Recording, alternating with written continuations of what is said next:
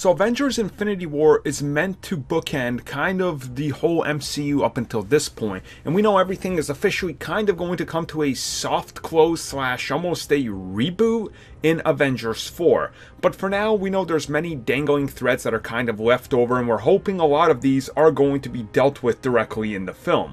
And as it turns out, some of these are things that started most recently in Captain America the Winter Soldier, carried over into Civil War, and they hope end in Avengers Infinity War. So recently during a press tour, the directors of Avengers Infinity War, Joe and Anthony Russo, specifically talk about many things that are going to be kind of getting a resolution, if you will, in the upcoming film. And they say, and I quote, "For us, this was the challenge of telling the story, but also completing the personal journey that we started as storytellers in The Winter Soldier."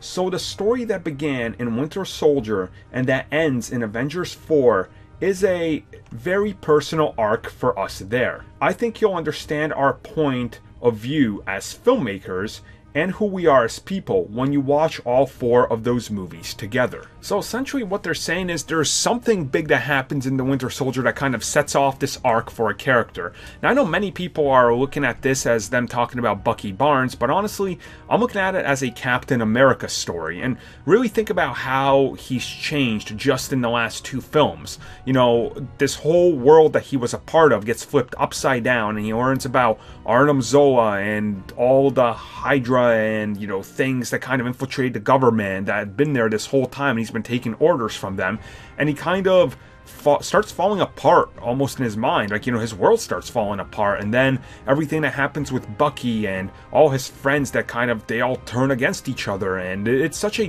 big complex world that they've built. Kind of bringing it all back together in Infinity War is going to have a lot of things that come into play.